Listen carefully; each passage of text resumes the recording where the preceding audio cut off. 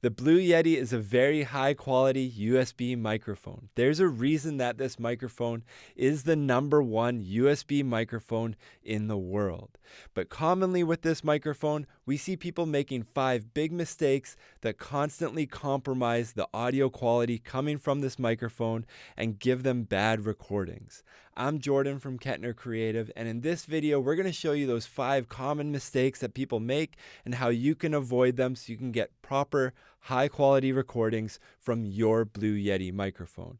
If you're looking for pricing or specs for anything that you see in this video, we do have links down in the description below with pricing, specs, and where you can buy everything that you see in this video.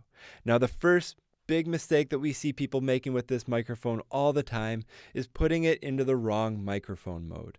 The Blue Yeti has 4 different microphone modes built into it, but most people only need one of those modes. For 99% of people that use this microphone, it should be in the Cardioid microphone mode.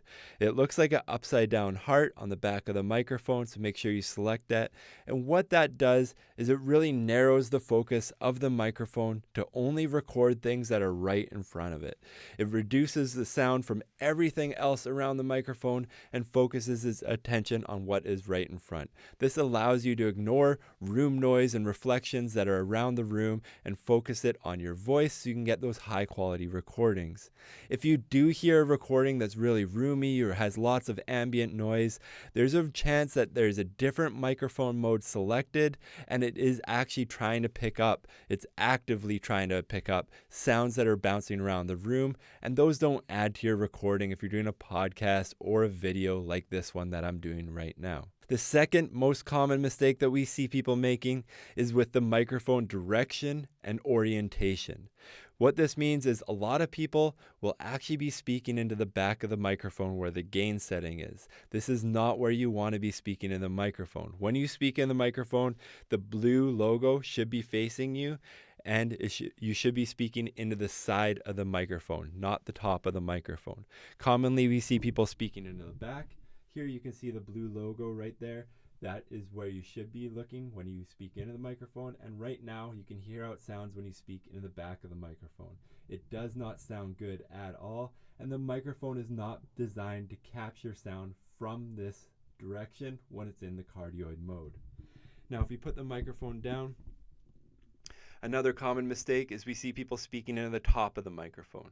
You'll notice that the audio sounds a little bit better than speaking in the back, but again, this is not where it's designed to capture sound best. You really do need to be facing the front of the microphone. Now, another mistake that people make with the orientation of the microphone is having it right in front of them like this, and they speak directly into it. The problem with this is the breath comes out of your mouth as you make P and B sounds, and that goes right in the capsule and actually rattles the capsule, and it causes what's called a plosive. A plosive is that P or B sound directly affecting the recording of your audio. To avoid this, the easiest and cheapest way is to move the microphone to the side so you breathe past the microphone. The vast majority of the air leaving your mouth goes right by the microphone, but the microphone is still pointed at your mouth so it can still capture that high quality sound. Now, the third most common mistake that we see people making with this microphone is the distance of which the microphone is away from the subject. I like to keep this microphone about a fist away from my mouth. I find that that's where I get the best results.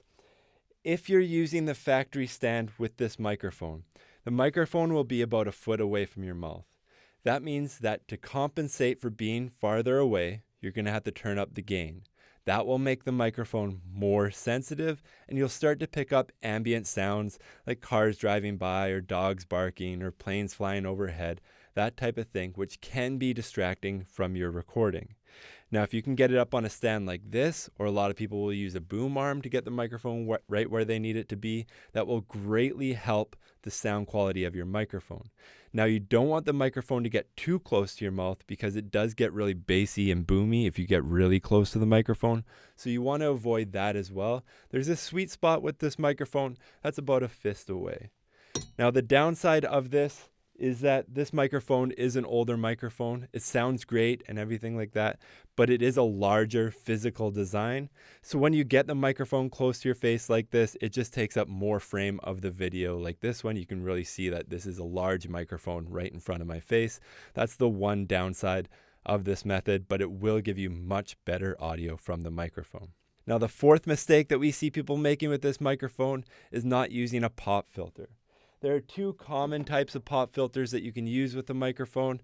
One is like a ring like this and I'll have some type of nylon material, and the other is a foam windscreen that you can slide over the microphone. I'm going to put this on now. So this is what the microphone sounds like with the foam windscreen installed on the top of it. What this foam windscreen is doing is it's screening the air to try and prevent those plosives that we were speaking about earlier. Again, a plosive is when a large amount of air hits the diaphragm of the microphone. If you think about the difference between washing your hands under the sink compared to putting your hand in front of a garden hose, you'll realize how effective a screen is. Inside your washroom sink, there is a screen that softens up the water and slows down the velocity of the water. When you put your hand in front of a garden hose, you don't have that same screen installed, and it will just push your hand away. This is basically doing the same thing for the air leaving your mouth. It screens the air so it doesn't hit the capsule as hard, so it prevents plosives. There are two different designs. My preference for anything with video is to use a foam windscreen like the one I put on, but if you don't have a video camera rolling, these are really common as well for studio recording.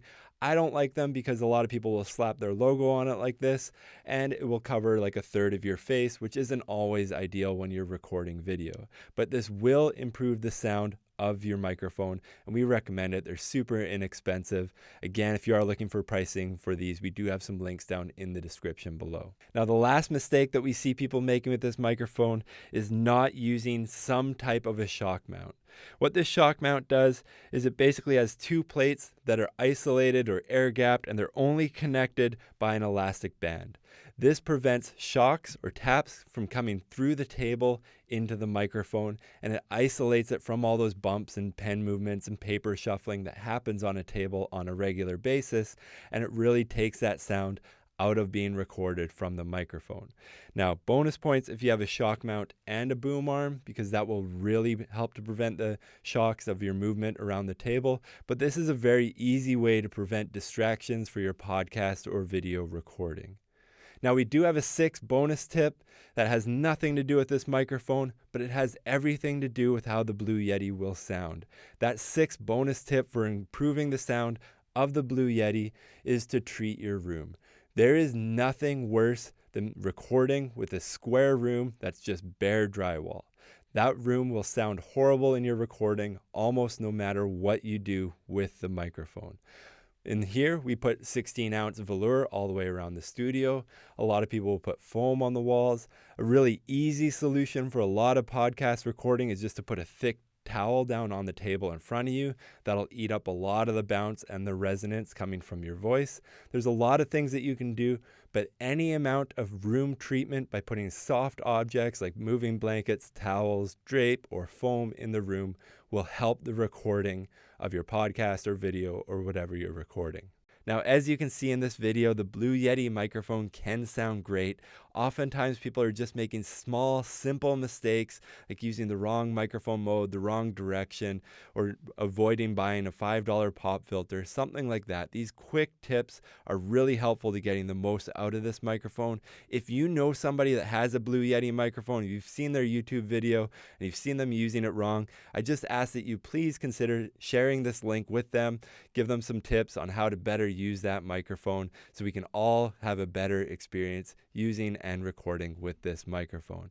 If you want to see more videos like this in the future, please like and subscribe. And again, if you do want links or pricing for anything that we mentioned in this video, we do have a ton of links down in the description below.